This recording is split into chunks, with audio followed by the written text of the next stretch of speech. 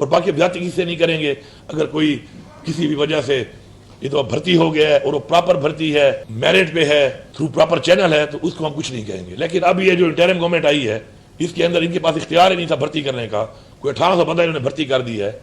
وہ جو وظیفے لگا کے انہوں نے کوٹے دے دیے مختلف پارٹیوں کو کہ 5 منسٹر تمہارے، 4 تمہارے، 3 تمہارے، 6 تمہارے. یہ جو کھاتا انہوں نے کیا ہے اور انہوں نے قانون کی خلاف ورزی کی ہے اور بندے بھرتی کر دی ہیں. تو میں تو ایسے بندوں کو تنخواہ دینے کے لیے نہیں بیٹھا یہاں پر. میں کیوں ایک غیر قانونی کام کو سپورٹ کروں؟ اس پہ اگر لوگ پریشر دیں گے تو جائیں ان کے پاس جنہوں نے غیر قانونی کام کیا ہے. میرا تو کام ہی اس سے نہیں ہے تو میں نکالوں گا ان کو. اس کے لیے میں تیار ہوں کہ میرے خلاف کوئی پروٹیسٹ کرتا ہے ایک دفعہ نہیں 100 دفعہ کرے. یہ عوام کے ٹیکس کا پیسہ ہے. میں اس کا اس وقت عمران خان کا لگایا ہوا، اللہ اور اللہ کی طرف سے لگایا ہوا ایک امین ہوں. میں نے امانت پہ خیانت نہیں کرنی، میں نے امین بننا ہے. اس کے لیے میں پریشر بھی لوں گا. اور جو غیر قانونی بھرتیاں ہوئی ہیں، جو غیر قانونی پروموشنز ہوئی ہیں، کس وجہ سے ہوئی ہیں، اس کے بھی ایکشن انشاءاللہ ہو رہا ہے. سارا ڈیٹا ہم کلیکٹ کر رہے ہیں.